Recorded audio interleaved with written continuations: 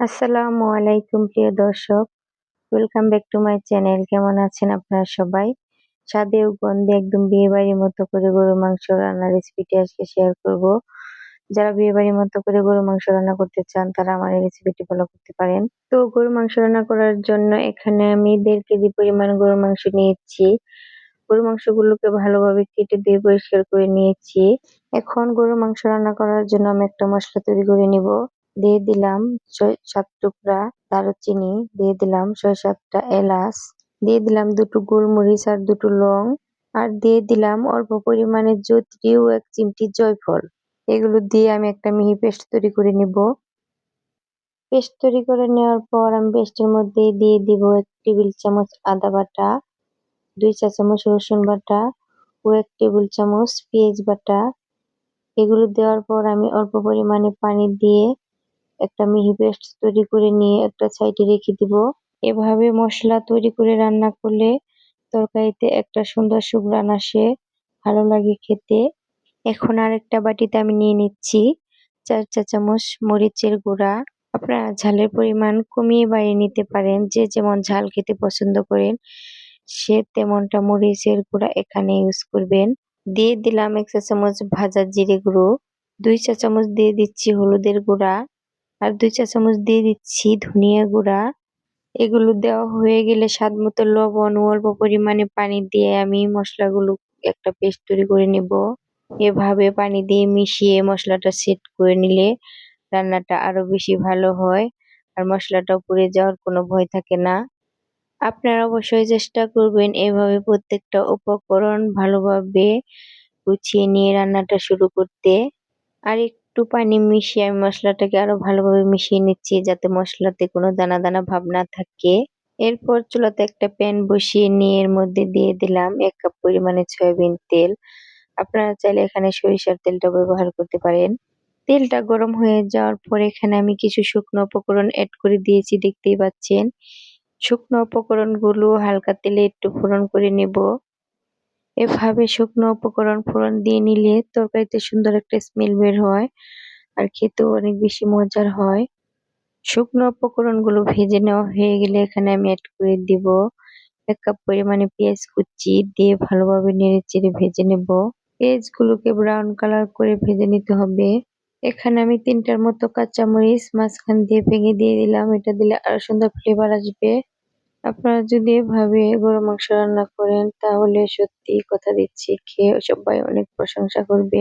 এগুলো ভালোভাবে ভেজে নেওয়া হয়ে গেলে এখানে আমি অ্যাড করে দিব আগে থেকে মিশিয়ে রাখা সেই আদা ও রসুনের পেস্ট। এগুলো দেওয়ার পর আমি 2 থেকে 3 মিনিটের মতো মশলাগুলোকে কষিয়ে নিব, যাতে আদা ও রসুনের বাজে গন্ধটা চলে যায়।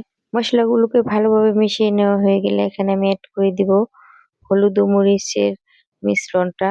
মশলাগুলো দেওয়ার পর আরো কিছুক্ষণ ভালোভাবে কষিয়ে নিব। সুন্দর একটা ঘ্রাণ বের হচ্ছে, একদম বিয়ে বাড়ির গরুর মাংসের মতো। এভাবে গরুর মাংস রান্না না করলে আপনারা কখনোই বুঝতে পারবেন না যে গরুর মাংসটা কতটা মজার হয় খেতে।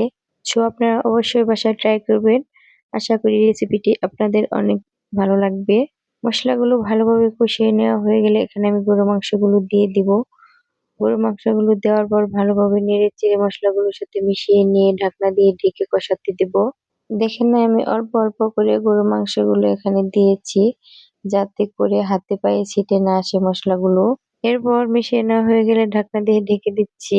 এরপর 3-4 মিনিট পর ঢাকনাটা খুলে আমি আবার মাংসগুলোকে নেড়ে-চেড়ে দিচ্ছি। গরুর মাংস অত বেশিক্ষণ নেড়ে-চেড়ে দেওয়ার প্রয়োজন হয় না। 3-4 মিনিট পর পর এটাকে নেড়ে-চেড়ে দিলেই হয়ে যায়। এরপর আমি আবারও ঢাকনা দিয়ে ঢেকে কষাতে দিব। এভাবে কষিয়ে নেব ভালোভাবে সিদ্ধ হওয়া পর্যন্ত। এরই মাঝে আমি ঢাকনাটা খুলে আবারও ভালোভাবে নেড়ে-চেড়ে দিব। অনেকে মাংস রান্না করলে হয় কি, পানিটা দেওয়ার পর মাংসগুলো সাদা হয়ে যায়। আমি মাংস রান্না করলে কিন্তু এরকম হয় না। আমি মাংসগুলোকে ভালোভাবে কষিয়ে নেই। তার জন্য আমার মাংসগুলোকে পানি দেওয়ার পর মাংসগুলোর কালারটা চেঞ্জ হয় না, এরকমই থেকে যায়। যার জন্য তরকারিটা খেতে আরো বেশি ভালো লাগে। প্রায় 40 মিনিটের মতো আমি গরুর মাংসগুলোকে কষিয়ে নিয়েছি। মাংসগুলো এখন পুরোপুরি সিদ্ধ হয়ে গিয়েছে। এখন আমি এর মধ্যে 6 কাপ পরিমাণ গরম পানি এড করে দেব। আপনারা অবশ্যই এখানে গরম পানি ব্যবহার করবেন, তাহলে মাংসের তরকারির টেস্টটা আরো বেশি ভালো হবে। পানি দিয়ে নেওয়া হয়ে গেলে আমি মাংসগুলোর সাথে ভালোভাবে মিশিয়ে নিচ্ছি। দেখতেই পাচ্ছেন আমার মাংসগুলোর কালার কিন্তু একদমই চেঞ্জ হয়নি, যেরকম ছিল ওরকমই রয়ে গেছে। এরপর ঢাকনা দিয়ে ঢেকে রান্না করে নেব। আমার এই রান্নাগুলো যদি আপনাদের কাছে ভালো লেগে থাকে তাহলে আমার এই ভিডিওতে একটা লাইক করে দিবেন আর আমার চ্যানেলটাকে সাবস্ক্রাইব করে রাখবেন, যাতে করে নতুন ভিডিও দেওয়ার সাথে সাথে আপনারা পেয়ে যান। এর মাঝে ঢাকনাটা খুলে আমি আবার নেড়ে চেড়ে দিচ্ছি, এতে করে প্রত্যেকটা মাংস ভালোভাবে কুক হবে। এরপর ঢাকনা দিয়ে ডেকে রান্না করার পর আমি আবারও খুলে নেড়ে চেড়ে দিচ্ছি। এ পর্যায়ে আপনারা অবশ্যই লবণটা চেক করে নেবেন। তরকারিতে লবণটা ঠিকঠাক না হলে তরকারিটা খেতে ভালো লাগে না।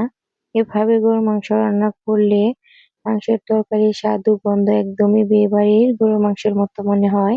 এ পর্যায়ে আমার মাংসগুলো রান্না প্রায় হয়ে এসেছে। আপনারা যদি বেশি ঝোল খেতে পছন্দ করেন তাহলে আর একটু বেশি ঝোল রেখে দিবেন। আর যারা কম ঝোল খেতে পছন্দ করেন তারা আর একটু জাল দিয়ে কমিয়ে নিবেন। মাংসগুলো আমি আপনাদের নামিয়ে পরিবেশন করে দেখাবো মাংসগুলো কতটা লোভনীয় হয়েছে দেখতে। তো ফাইনালি রেডি হয়ে গেল আমার এই অতুলনীয় মাংসের তরকারি। এটা একদম হাতে লেগে থাকার মতো স্বাদ, যে একবার খাবে সে আর কখনোই ভুলবে না, বারবার খেতে চাইবে। তো চলে আসবো নতুন কোনো রেসিপি নিয়ে। সে পর্যন্ত সবাই অনেক বেশি ভালো থাকবেন, সুস্থ থাকবেন। আল্লাহ হাফেজ।